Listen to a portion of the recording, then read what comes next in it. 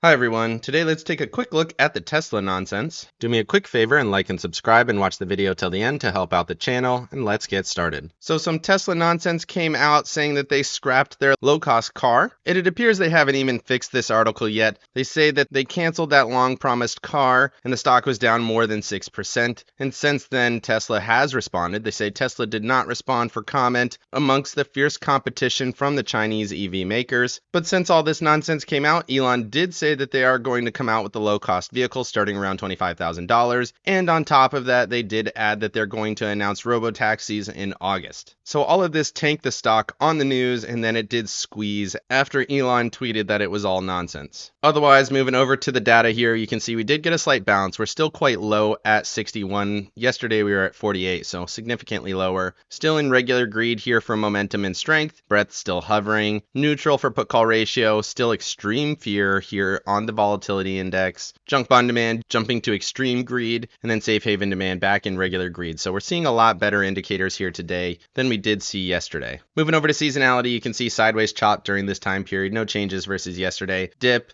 and then rally. We'll see how that plays out. Moving over to the economic calendar, looking at the data that came in here today, you can see non-farms coming in way higher at 303 versus 212 expected. Previous number was revised down a little bit, but not by much. Unemployment rate ticked down, so that was bullish for markets. And really all of the data here today was good. Moving over to max pain, we basically finished right on top of max pain. That did shift a little bit. So 516, couple of puts there, 520, finished below those, right in the middle of the range. So neutral finish going into next week. Put call ratio still very low. Moving over to the charts, starting off with the SPY here, you can see we got that big down move yesterday, hit support, bounced a little bit, took out one level, didn't quite make it to the next one, came up at resistance on the 200 on the hourly chart, rejected from there, held support at the 9 and VWAP. And you can see here we got back above the 21 and VWAP on the daily chart. You can see that level here got back above it. So neutral, maybe a little bit bullish. We'll see how this plays. We did get a rejection from the 200, but we held a significantly higher low and held the 9 EMA on the hourly chart. So looks okay going into the Monday session. Moving over to the tasty charts here on the 4-hour, you can see we didn't get any kind of changes, really just rallied right back to the mid-range, found resistance at that level. Looks like the 34 EMA is resistance at 519.14. Ended up just a little bit above that, but you can see some rejection in that area. Still bearish conditions, no changes. Still very concerned about that massive bear candle that we saw yesterday. I think that's probably going to establish a little bit of a downtrend going into the Monday session. Moving over to the Qs here, very similar move. You can see actually looked a little bit better, but same move right to the 200, rejected from there, held the 9 EMA. So markets moving together. You can see we did not finish above the 21 or VWAP on the daily chart.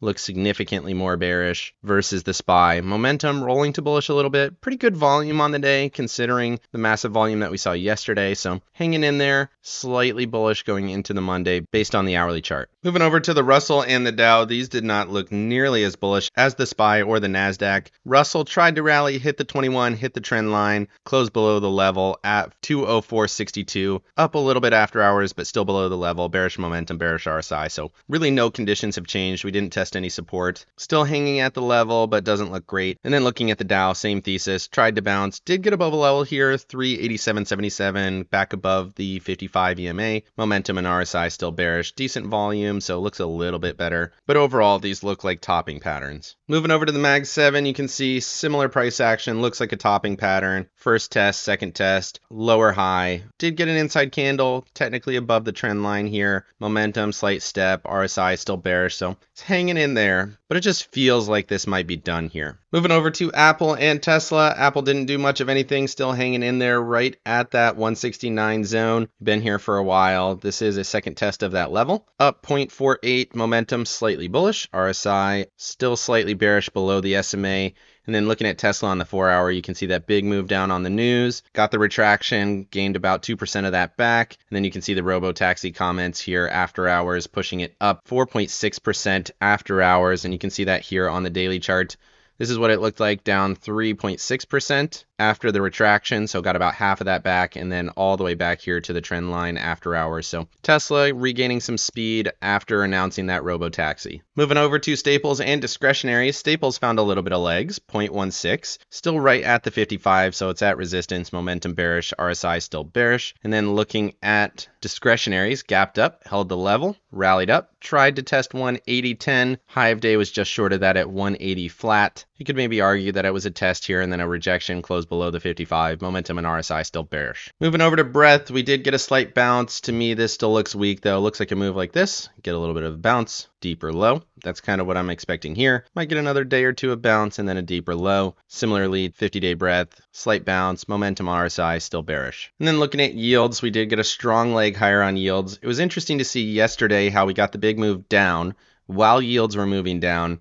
And then today we got a slight bounce with yields going higher. So a little bit of backwards logic there compared to what we'd been seeing. But right now, yields are going strong. You can see the 10-year breaking out here above the level 4.35. We talked about this before, heading towards that 4.5, 4.55 area, and it looks very strong. RSI and momentum and RSI both very strong. 2-year still at resistance, so kind of looks more like consolidation. Did hold a higher low a couple of times, so it does look like it could go a little bit higher, but the 10-year clearly has more momentum. Moving over to the dollar, slight positive day there as well. We talked about hitting that trend line and bouncing. Couldn't hold above 104.4, so now we're kind of in no man's land. So wanted to see this push and hold if it was going to do it. Momentum and RSI fading a little bit. If this breaks down, that could be a little bit bullish for equity. So watching that going into the Monday session. Moving over to JNK and TLT. JNK still holding right at the level. Hasn't broken down yet. If it does, that's going to be bearish in my opinion. But we got the 10-year breaking out and we got TLT breaking down. You can see it's back below these trend lines. Not quite below the lows from Wednesday, but right in that region. If that area breaks, 89.16 does make sense in my opinion. Moving over to the VIX, you can see we held at a much higher level than we had been off of these bigger moves up. So we got up here yesterday, held those levels, held those trend lines. That looks quite bearish in my opinion. We might be seeing this spike up to one of those higher trends. Right now, I think 20 probably makes sense, which could speak to a much bigger move down. Maybe it's something like this where you get a much deeper pullback into that October low, which was a high in the 21, 22 area for the VIX. Moving over to my accounts, I did manage to make a little bit of money, $926. It was an up day, so nice to see a little bit of money coming back.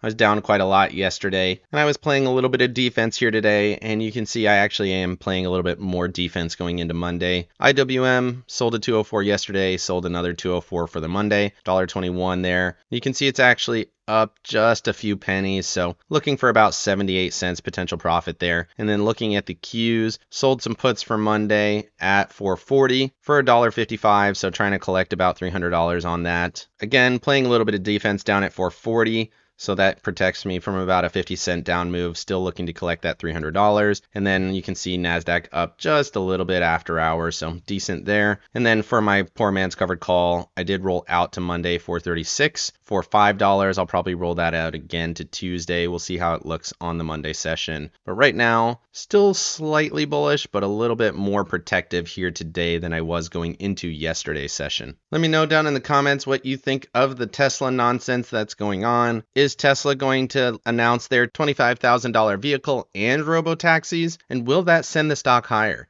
Definitely like and subscribe if you got any value out of this video, and make sure you hit the bell so you don't miss out on any future episodes. Of course, none of this is financial advice. This is all for entertainment purposes. Good luck in your trading and have a great day.